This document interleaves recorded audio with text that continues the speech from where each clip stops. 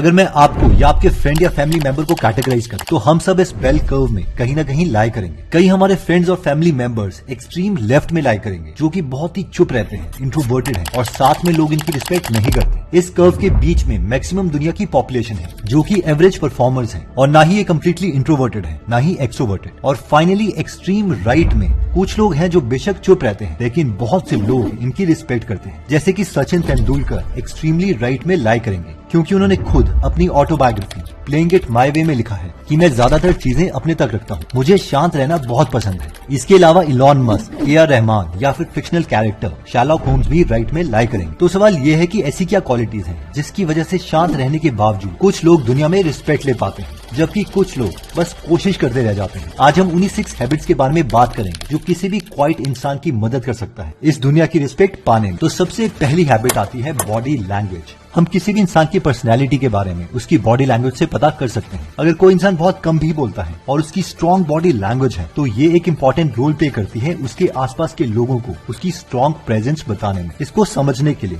हम Sherlock Holmes के character की बॉडी लैंग्वेज समझने की कोशिश करते हैं। शर्लॉक होम्स एक इंट्रोवर्टेड कैरेक्टर है और इस दुनिया का सबसे पॉपुलर फिक्शनल डिटेक्टिव भी है, जो ज्यादा किसी से बातचीत नहीं करता और यहाँ तक कि उसका सिर्फ एक ही दोस्त है, पर फिर भी सिर्फ उसकी प्रेजेंस ही रिस्पेक्ट कमांड करती है। अगर हम उसे कभी ध्यान से देखें तो पता चलेगा कि वो ज्यादा स्टिल रहता है और इधर उधर ज्यादा भागता या चलता नहीं है। ये दिखाता है कि वो उस वक्त काफी फोकस्ड है। स्टिल रहना कामनेस भी डिपेक्ट करता है। इसको समझने के लिए हम शर्लॉक होम्स के इस फाइट सीन को ब्रेक डाउन करते हैं। यहाँ पर हर कोई रिंग में शर्लॉक होम्स के ओपोनेंट के लिए चीयर अप कर रहा है और अभी अभी होम्स ने अपने मुंह में जोरदार पंच भी खाया है। अगर ऐसा किसी प्रोफेशनल फाइटर के साथ भी हो जाए तो वो भी अपना कॉन्फिडेंस लूज कर देगा, पर शर्लॉक तब भी शांत खड़ा दिखाई देता है और उसके अगले ही पल वो अटैक करता है और मैच जीत जाता है। जीतने के बाद भी वो किसी टाइप का ओवर एक्साइटमेंट नहीं दिखाता और बहुत काम तरीके से रिंग से बाहर चले जाता है। हड़बड़ी में अक्सर लोग इधर उधर दौड़ने लगते हैं या बहुत से बॉडी मूवमेंट्स करने लगते हैं, जिससे डिपिक्ट होता है कि उनके अंदर फियर है, सेल्फ डाउट है और नेगेटिव फीलिंग्स हैं। पर शर्लॉक अपनी बॉडी को हमेशा बाहर से शांत दिखाता है। इतना ही नहीं, अगर हम गौर करें तो इस मैच में मार खाने के बावजूद वो उठ के तालियां बजाता है, जो कि इस वक्त पे एक पावरफुल हैंड जेस्चर है। उसने जिस तरह से तालियां बजाई है तो उसे ऐसा लगता है कि वो सामने वाले को कह रहा हो कि तुम्हारा पंच और बेटर हो सकता था, कोशिश करो, जो कि एक डोमिनेंस का सिंबल है। और ये सिर्फ एक इकलौता टाइम नहीं है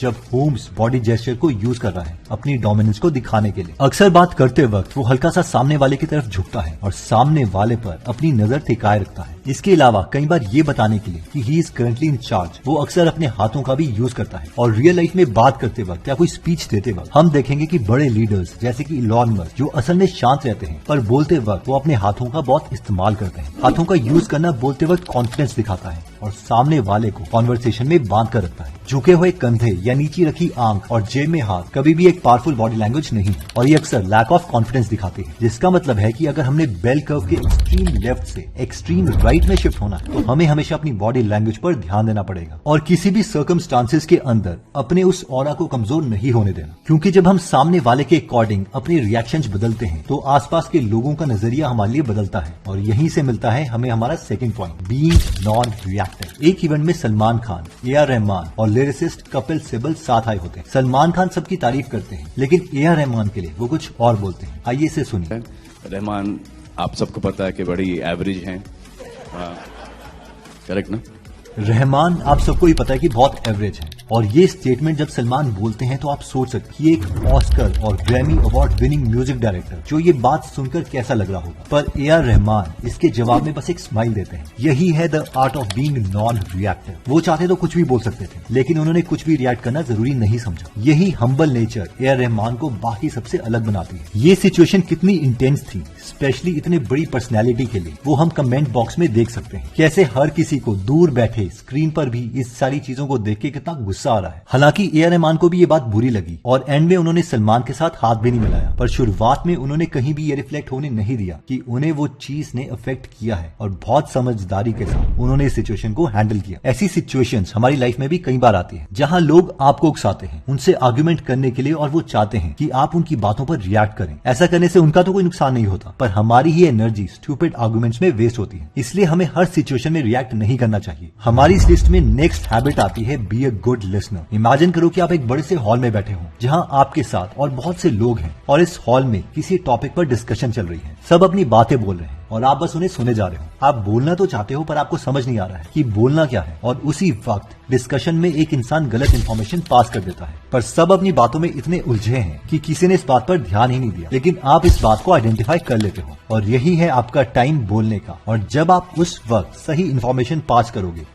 तो सबका ध्यान आप पर जरूर आएगा, और ये सब हो पाएगा आपके बेहतर लिसनिंग स्किल से। इसको बेहतर समझने के लिए हम पीटर थिल की बुक 0 to 1 का एक एग्जांपल ले सकते हैं। पीटर थिल बताते हैं कि वो एक बार पीएचडी होल्डर का इंटरव्यू ले रहे थे। वो उनसे सवाल भी पूछ रहे थे कि तभी उनके बीच में वो कैंडिडेट बोलता है कि रुक जाओ, मुझे पता है कि तुम मुझसे क्या पूछने वाले हो। पर जवाब आने पर पीटर बताते हैं कि वो उस इंसान से ऐसा कुछ नहीं पूछ रहे थे, पर अगर उस वक्त उसने उनका सवाल ध्यान से सुना होता, पर शायद वो उसका जवाब दे पाते और इंटरव्यू क्वालिफाई कर पाते। हर सिचुएशन में जरूरी है कि हम दूसरे की बात ध्यान से सुने। ये हमें टाइम देता है समझने के लिए कि आगे हमें क्या कहना है। शांत रहने का पॉइंट ये नहीं है कि हमेशा हम कम बोलें, पर इसका मतलब ये है कि हम अपने आसपास के लोगों को ध्यान से सुने। ऐसा करने पर हम किसी इंसान को बेहतर समझ पाते हैं और राइट टाइम पर राइट डिसीजंस ले पाते हैं। इसका एक सबसे बड़ा एग्जांपल है 2016 के T20 वर्ल्ड कप का एक मैच जो बांग्लादेश के खिलाफ इंडिया खेल रहा था। बांग्लादेश बैटिंग कर रही थी और हार्दिक पांड्या ने एक नो बॉल डाल, जिसके बाद अगले ही बॉल में बांग्लादेश ने एक 6 मार दिया। उस वक्त कैप्टन महेंद्र सिंह धोनी थे। उन्होंने उसी वक्त टीम को बुलाया और सबसे इस बारे में राय मांगी, और सबकी बातें ध्यान से सुनकर उन्होंने डिसाइड किया कि वो आशीष नेहरा को बुलाएंगे, जिन्होंने उस मैच में एक भी बॉल नहीं डाली। पर धोनी ने सही तरीके से सबकी बात को सुना। इसी की बदौलत नेहरा ने उस ओवर में सिर्फ 6 रन देके 2 विकेट लिए और गेम को इंडिया की तरफ झुका दिया। जब भी शांत रहने वाला आदमी किसी की बात ध्यान से सुनता है और फिर डिसीजन लेता है तो वो एक इफेक्टिव डिसीजन ले पाता है। इतना ही नहीं, ये लिसनिंग स्किल्स इंसान को कई बार दूसरे के साथ इमोशनली कनेक्ट कर देती है, क्योंकि जब हम किसी की बात ध्यान से सुनते हैं तो वो चीज सामने वाले के लिए थेरेपी की तरह काम करती है और उसका ट्रस्ट हम पर बढ़ता रहता है। नेक्स्ट हैबिट आती है चूज योर वर्ड्स वाइजली। एक अच्छे लिसनर होने के साथ साथ जरूरी होता है कि हम सही वर्ड्स का इस्तेमाल भी करें। जंगल बुक और मोगली जैसे कैरेक्टर बनाने वाले रडियार्ड किपलिंग कहते हैं कि words are the most powerful drug of mankind, और ये सच भी है। यानी अगर हम चाहें तो अपनी बातों से किसी को भी मदहोश कर सकते हैं, और ये सच भी है। पर अब होता यह है कि बहुत बार शांत रहने वाले लोग एक ग्रुप में फिट इन करने के चक्कर में बिना सोचे समझे बातचीत करने लगते हैं, और कई बार वो बिना सोचे ऐसी बातें कह देते हैं जिसकी वजह से उन्हें एम्बैरेस होना पड़ता है। और इसी वजह से बहुत बड़ी पर्सनैलिटीज जो अक्सर शांत रहते हैं वो कभी भी किसी भी सिचुएशन में बिना सोचे समझे जवाब नहीं देते। एक अनकंफर्टेबल सिचुएशन में भी वर्ड्स का सही यूज करना हम राजकुमार राव की सोनम कपूर के साथ की गई इस कॉन्वर्सेशन में देख सकते हैं। Okay, yeah. So we were talking about this being a star son or star daughter, how much it helps. राजकुमार राव जो इंडस्ट्री में खुद के दम पर आए हैं और बॉलीवुड की काफी शांत पर्सनैलिटीज में आते, इस कॉन्वर्सेशन में वो जानते हैं कि अगर इस समय उन्होंने बिना सोचे समझे कुछ बोला तो वो शायद सोनम कपूर को हर्ट कर सकते हैं। बेशक सोनम एक स्टार किड है और उसे इंडस्ट्री में आने के लिए काफी एडवांटेज भी मिली, लेकिन फिर भी राजकुमार राव ने जवाब दिया कि पहली मूवी मिलना जरूर आसान होता हो, लेकिन उसके बाद सब कुछ अपनी काबिलियत पर होता है। इस लाइन की वजह से सोनम के बोले हुए वर्ड्स की भी रिस्पेक्ट हुई, और इसके साथ साथ राजकुमार राव जो बोलना चाहते उन्होंने भी अपना पॉइंट दिल खोल के रखा। I think it helps. I think it helps getting your first film. Then eventually, I think your work speaks for yourself.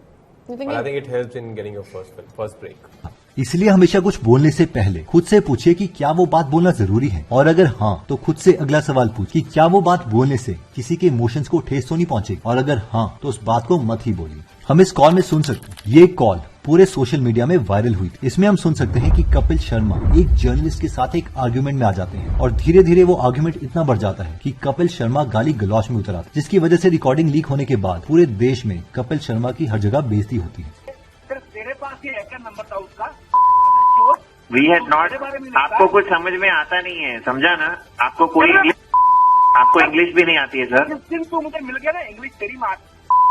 और ये कोई पहला इंसिडेंट नहीं था कि जब किसी इमोशन में आके कपिल शर्मा ने ऐसा कुछ किया हो। कपिल शर्मा ने एक बार नशे में आके इंडिया के प्राइम मिनिस्टर नरेंद्र मोदी जी को ट्वीट कर दिया, जिस वजह से पूरे देश भर में हर जगह बस कपिल शर्मा का नाम उछल रहा था और उन्हें बहुत बैकलैश मिला। बात ये नहीं थी कि उन्होंने ऐसा ट्वीट, पर बात ये थी कि उन्होंने नशे में आके अनकंट्रोल्ड इमोशन में आके ट्वीट, जिस वजह से ये बात सही तरीके से नहीं आ पाई। अगर वो यही ट्वीट बिना नशे में अपने कंट्रोल्ड इमोशन में आके कहते तो उन्हें इतना बैकलैश नहीं मिलता। इसे समझने के लिए हम एक और एग्जांपल लेते हैं, the captain cool Mahendra Singh Dhoni का। बात है माही के करियर की शुरुआत के दिनों की, जब माही इंडिया टीम के लिए 3 या 4 मैचेस ही खेले थे और उनकी परफॉर्मेंस कुछ ज्यादा बेटर नहीं थी। अब बारी आई थी पाकिस्तान के साथ मैच, और बैटिंग के दौरान शाहिद अफरीदी ने धोनी को काफी गालियां सुना दी और धोनी ने तब भी कुछ नहीं बोला। वो शांत रहे और उस मैच में अपने नाम अपनी पहली सेंचुरी बनाई। उन्होंने पिछले मैचेस में भी अच्छा परफॉर्म नहीं किया था, उन्हें उसकी भी फ्रस्ट्रेशन, और यंग एज होने के बावजूद माही ने फील्ड में गजब का कंट्रोल दिखाया अपने इमोशंस पर। वो चाहते तो उस वक्त वो भी वहाँ गुस्से में गालियां दे सकते थे, जिसकी वजह से शायद उनकी परफॉर्मेंस ठीक नहीं रहती और उसके कंसिक्वेंसेज उनके करियर पर बहुत बुरे होते। पूरे देश भर में इस वजह से उनकी चर्चा हुई। काफी लोगों ने उनको इस बात के लिए सराहा भी कि उन्होंने सही तरीके से सिचुएशन को कंट्रोल किया। अक्सर होता यह है कि हम भी इमोशंस में आ जाते हैं और चीजें कंट्रोल नहीं कर पाते, जिसकी वजह से बाद में हमें पछताना पड़ता है। नेक्स्ट हैबिट आती है लेट योर वर्क स्पीक। इस कॉन्सेप्ट को